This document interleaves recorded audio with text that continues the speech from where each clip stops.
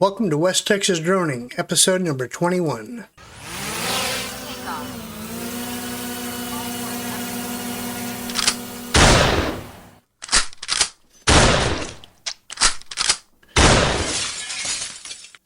Well, in this episode, we're going to try out our new controller with our new DJI Air3. But first, have any of your drones been shot down yet? I'd like to address some issues that have arisen since the drone scares in the fall of 2024 up in the Northeast. Several states are considering laws intending to protect privacy that would make it legal to attack drones and thereby neutralize their threat if they have one. Here in Texas, a bill has been introduced that would allow property owners to disable, destroy, or damage unmanned aircraft flying over their property. Really? Okay, we'll just ignore the fact that FAA regulations either control or regulate all airspace in the United States, and the fact that even if you did actually own all the airspace way up above your property, federal law says you don't control it. There is an easement above your property for aviation, and that includes both private and public aviation. And aviation includes, according to FAA regulations, small unmanned aircraft systems, aka drones. So, do you know where the property lines are above your house or yard way up in the sky? Do you have any private property, no trespassing signs hanging up in the sky directly on your boundaries around your property? Just because it's in the air doesn't mean it's over your property. It could be a couple inches over into your neighbor's yard, and at 400 feet in the air, could you tell? If it's flying near your property or above your property, can you prove it was surveilling or harassing you? How high can you protect your privacy? Up to outer space? Florida is considering a similar bill, and it would give homeowners the right to use reasonable force against drones flying over their property. What does that mean? If the drone is just crossing your property line en route to somebody else, can you attack it? And define reasonable. Reasonable may mean one thing to one person and something else to another person. Now, the Texas bill says unmanned aircraft. Unmanned aircraft. You mean like this? This is a U.S. Predator drone, and they fly around my area where I live all the time. They're used for drug interdiction, border patrol, all kinds of national security functions. Are you going to start shooting at one of these? Well, you better be careful, because some of these are armed and they can shoot back. Now let's discuss privacy. Here's a picture of somebody's backyard in Dallas, Texas. Was it taken by a pesky drone? No, it was taken from space by the Google Earth satellite. You probably didn't know that there are spy satellites whose optics are so powerful they can read the label off of a golf ball from space. It could be that it's really just a matter of how annoying something is, kind of like swatting at a mosquito. Can you tell a drone from an aircraft in all conditions, say at night, in the dark and dusk? If you're not sure whether it's a drone or an aircraft, is it okay to just shoot first and ask questions later? Bruh. Do you have any city ordinances that prohibit discharging firearms within the city limits? If you miss the drone, where does the bullet or the projectile land? Do you know where it goes after you shoot? Obviously, there's more to this situation to consider than what meets your face. Some thinking has to go in before making any legislative actions that may be a little bit knee-jerk in nature. Just some things to consider. Now let's get on with our video of the day. Weather was good. Temperature was 80 degrees, lots of visibility, high clouds. light winds, pretty good day to fly. So here we'll get on with the introduction. Well, good morning, everybody. West Texas Droning here at Fur Hopper Ranch. Glad you're with us this morning. It's a nice day. It's light winds. We've got overcast skies, but they're high clouds. We've got warm temperatures, a little bit muggy, but I think it's going to be a good day to continue our investigation and flight testing of the new DJI Air3. The last two episodes, we've flown this around, and I really like the drone. I'm having a good time with it. But something I didn't like about my purchase was I got this controller. And it works. It works just fine. It has some limitations that I really didn't like having to put the iPhone on and not having all the gimbal controls that the other one has. So I went ahead and I bought this controller, and I'm glad I did. It's been paired, it's been set up as far as the flight restrictions, distances, heights, and control sensitivity. We're going to give it a try today. I hope you go along for the flight test, and thanks for stopping by. Okay, well, here we go with our flight video. This is the first time I have flown the drone out here at Fur Hopper Ranch with the new controller, and we're going to see how it responds, how it acts, and how it handles.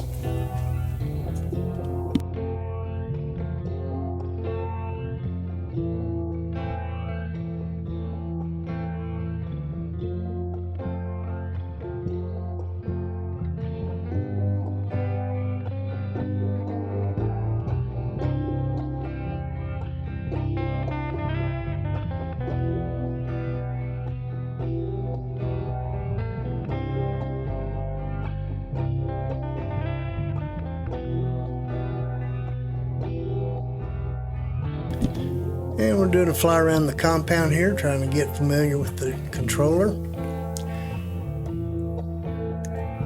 Seeing if it handles any different, and it's very similar to the other controller. It just has the advantage of having the video on the controller itself instead of having to attach an iPhone.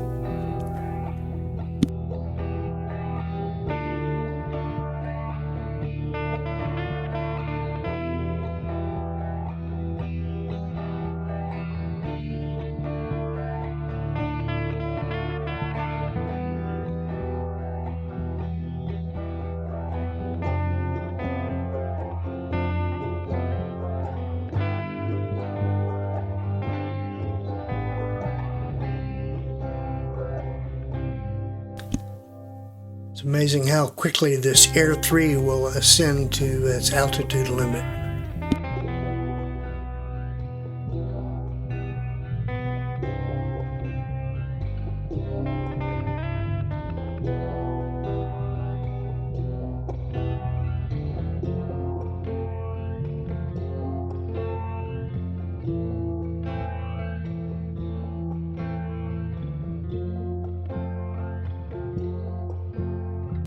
Of course, into FPV mode, because I really enjoy flying the drone in FPV over the follow mode, but each has a useful purpose, I believe.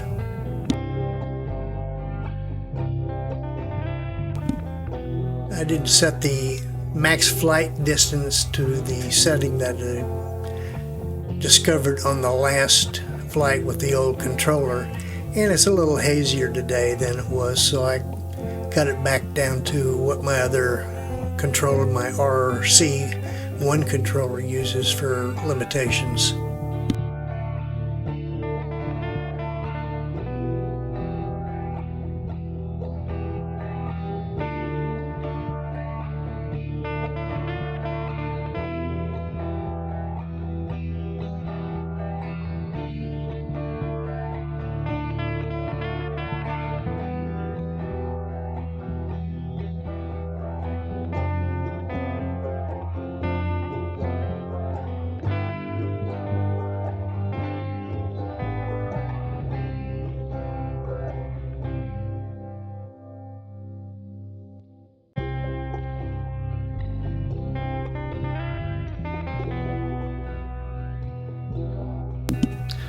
Decided to stop here and hover over and check out the man cave I built back during COVID, and it gave me a excuse and opportunity to get out of town, get some fresh air, and do something. And in a previous episode, you probably may have seen it where I not only flew over it, but I flew right up to the door and looked inside to show you what was in there. And this time I'm going to use the zoom feature of the camera up to 3x, and notice we're still 206 feet in the air, so that's pretty good. Be able to peek in on something.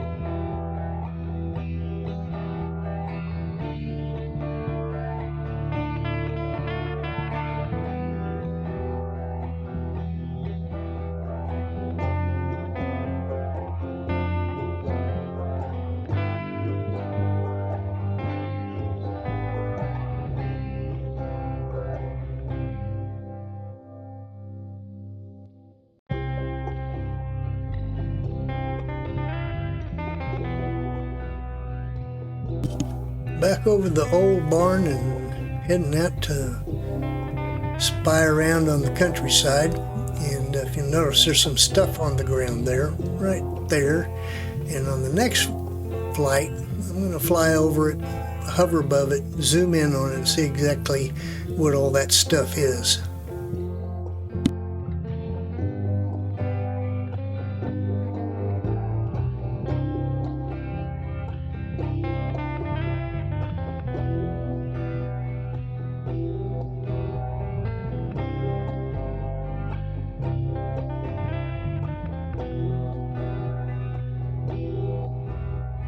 Does that make you airsick or dizzy?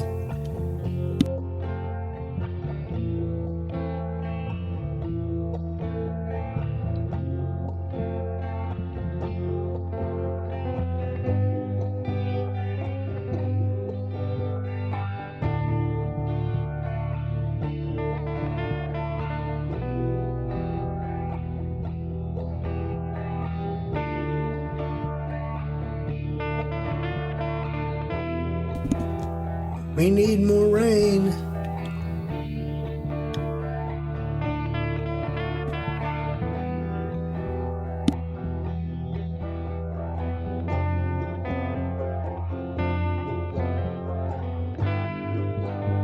And I was in normal mode, I believe. I don't think I was even in sport mode on this flight.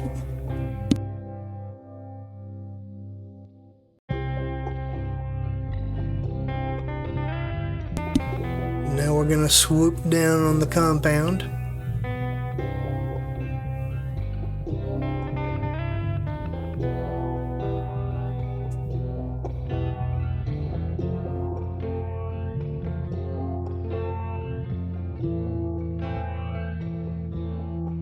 There's my junk pile.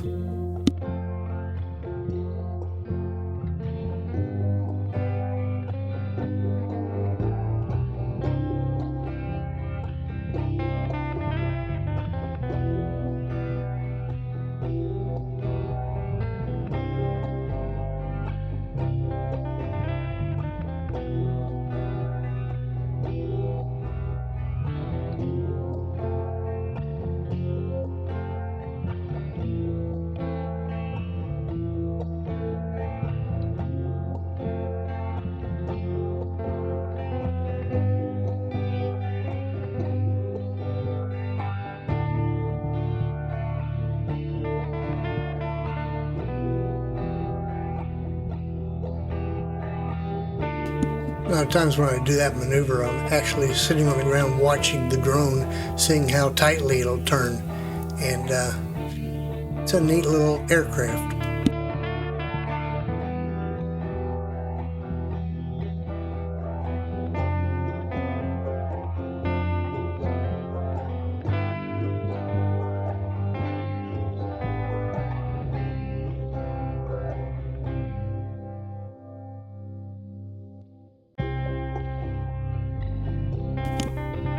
And I'm going to do another return to home, which I really enjoy doing with this aircraft. On my Mini 3, it was kind of a cross your fingers because there were times where it just kind of went wherever it wanted to go. But this thing seems to be predictable and consistent, and I really enjoy that in this drone. After it lands, I'm going to show you a video taken from my iPhone that was pointing at the landing pad to show you the return to home landing that it made.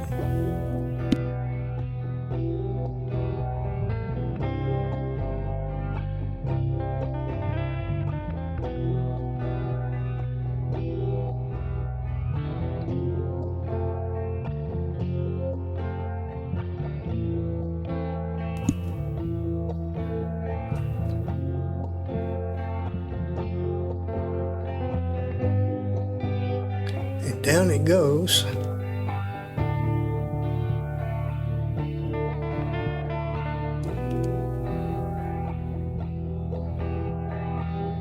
And here's what it looked like from the iPhone camera of it landing.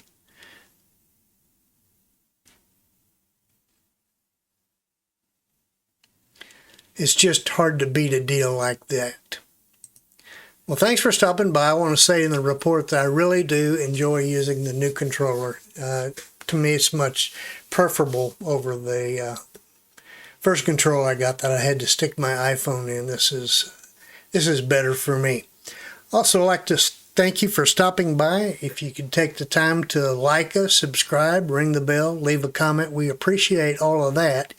And one other little controversy I'd like to address before we go is YouTube and how it can demonetize or delete videos that violate its copyright rules. And I understand copyright because I've had copyrights violated for my own musical compositions. I just want to reiterate that I create and record the background music. I compose it, record it, and I use it on the channel as background music. And I also understand that I do use some generated images from Grok, and I asked Grok, can I use these without any copyright violations? And Grok itself approved and reiterated, confirmed, as you can see in that red line, that I own the images I ask it to generate. So there should be no controversy about that. God bless everyone.